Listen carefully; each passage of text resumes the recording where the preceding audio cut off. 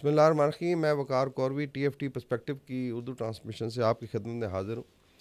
आज हम बात करेंगे जो पीटीआई ने कॉल दी है कि जो ओवरसीज़ पाकिस्तानी हैं वो अपनी रेमिटेंसेस जो हैं वो बंद कर दें या जो भी ज़र मुबादला वो भेजते थे।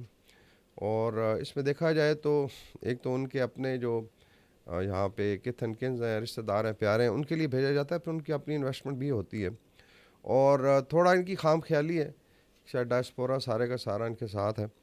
और इसमें अगर आप देखा जाए तो बिल्कुल ये टोटल मुल्क दुश्मनी है। बिकॉज़ अगर आप एन मैस कॉल देते हैं और इसमें पार्टी शामिल हो जाए तो इसका मतलब फिर आप पाकिस्तान के इंटरेस्ट के अगेंस्ट जा रहे हैं, और ये किसी गवर्नमेंट के इंटरेस्ट के अगेंस्ट नहीं है। आप जानबूझ के इकोनॉमिक हिटमैन का किरदार अदा करें। इस पे आई थिंक पाकिस्तान के अंदर लॉज भी हैं, कवानीन हैं। अगर आप इस तरीके से लोगों को इंसाइट करते हैं और खुदा न खास्ता पाकिस्तान को फाइनेंशियल लॉस होता है तो फिर ये शायद दहशतगर्दी के ज़ुमरे में भी आ जाता है। बिकॉज दहशतगर्दी का भी अगर आप डेफिनेशन देखें जो लॉज हैं या गद्दारी के, उसमें यही है कि जब आप अपने मुल्क के इंटरेस्ट के अगेंस्ट इस तरीके से काम करते हैं कि खुदा न खास्ता उसमें उसको इक़्तिसादी तौर पे कमज़ोर किया जाए, डेंट किया जाए, तो मेनली देखा जाए तो फिर आप दुश्मनों को ही फ़ायदा दे रहे हैं। पाकिस्तान इकनॉमिकली कमज़ोर होता है तो उसमें किसको फ़ायदा है? उसमें मेनली भारत को फ़ायदा है, या उसमें ज़ायनिस्ट लॉबी को फ़ायदा है, या जो भी ममालिक या कुव्वतें चाहती हैं कि पाकिस्तान कमज़ोर हो।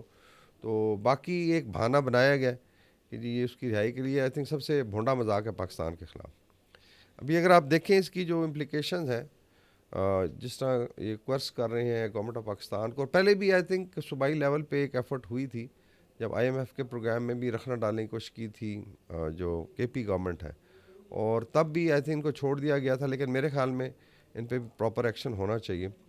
अगर सेक्शन 6B देखें एंटी टेररिज्म एक्ट जो 1997 का है, और अगर उसको पीका ऑर्डिनेंस के साथ मिला के देखें तो आप जो है इस तरीके से अगर स्टेट के ख़िलाफ़ इंसाइट करते हैं लोगों को तो फिर वो डेफिनेटली टेररिज्म के ज़ुमरे में आता है। और इसमें फिर इम्पेक्ट करेगा पॉलिटिकल पार्टीज़ ऑर्डिनेंस 2002, बिकॉज चीज़ें फिर बहुत आगे चली जाएंगी। और अगर लीगल एक्शन होता है तो वो पॉलिटिकल पार्टी जो है गवर्नमेंट एक गज़ट नोटिफिकेशन के ज़रिए बैन भी कर सकती है। फिर ये केस चला जाएगा सुप्रीम कोर्ट में, और इसमें सुप्रीम कोर्ट जो फाइनल डिसीजन देगी। तो अगर तो पीटीआई चाहती है कि इनकी पार्टी डिसबैन हो जाए सिर्फ इस बात पे जी कि बानी की रिहाई के लिए इनकी बात नहीं सुनेगी। इन्होंने पहले एफर्ट की, आपने देखा है 9 मई को एक इंतशार पैदा करने की कोशिश की, फिर 24 नवंबर से ले कर 26 नवंबर तक आप कह लें एक ड्रामा किया गया इस्लामाबाद में जो फेल हुआ, और अभी सो कॉल्ड सिविल डिसोबीडियंस की कॉल है। तो इसमें जो आई थिंक बाहर से इनका सोशल मीडिया बैठा हुआ है, जो जबरान इलियास ऑपरेट करता जो नेटवर्क है, उसका बहुत ज़्यादा किरदार है। बिकॉज उनको तो कोई लव लॉस नहीं है पाकिस्तान के लिए, उनके व्यूज़ भी बन रहे हैं, उनके डॉलर भी आ रहे हैं, उनको होस्टल एजेंसियाँ भी सपोर्ट कर रही हैं, और ना उनको पाकिस्तान की ग्राउंड रियलिटी का पता है। अभी अगर आप देखें इस साल बड़ा इनकरेजिंग रहा, और डिस्पाइट कि इन्होंने बड़ी कॉल्स की, लेकिन हमारा जो पाकिस्तानी डायस्पोरा है, ओवरसीज़ पाकिस्तानी है, उन्होंने पिछले साल से भी ज़्यादा रिस्पांस दिया है।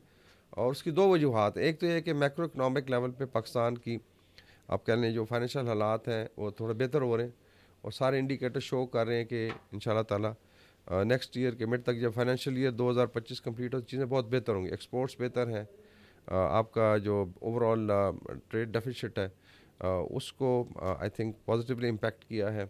रेमिटेंसेस ग्रो की हैं, और अभी एस्टिमेट है कि शायद 35 अरब डॉलर तक चली जाएँ, जो एक रिकॉर्ड होगा। तो इसकी एक तकलीफ़ भी है, बिकॉज एक परसेप्शन बनानी है कि डायस्पोरा जो है इनके कहने पे यानी अपने प्यारों के भी वो ख़िलाफ़ जाएगा, और गवर्नमेंट ऑफ पाकिस्तान के ख़िलाफ़ जाएगा, और पाकिस्तान के ख़िलाफ़ जाएगा सिर्फ इसलिए कि इन्होंने कह दिया। तो इसका मतलब है कि या तो वो 2 नंबर चैनल यूज़ करेंगे, लेट से हवाला या हुंडी का वो चैनल यूज़ करेंगे, तो जो अगेन आई वुड से कि एक इलीगल चीज़ है। तो मेरे ख्याल में इनके जो लीडरशिप है यहाँ पे, जो सीनियर एलिमेंट्स हैं, उनको होश के नाखन लेने चाहिए।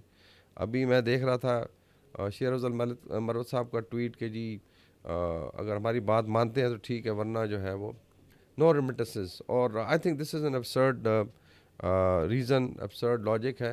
और मेरे ख्याल में पाकिस्तान के जो ओवरसीज़ हैं, जो पाकिस्तान से मोहब्बत करते हैं, जो डायस्पोरा, बिल्कुल इन पे इनकी इस absurd कॉल पे कान नहीं धरेगा।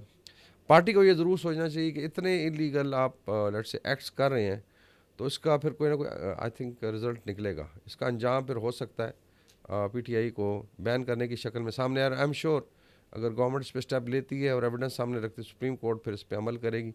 हम चाहते हैं कि पीटीआई जो है नॉर्मल पॉलिटिकल पार्टीज़ की तरह बिहेव करे, और ये जो आई थिंक एफर्ट्स हैं जो मुल्क दुश्मनी के मुतरातिफ हैं, इनसे इज्तनाब किया जाए। आपका बहुत शुक्रिया।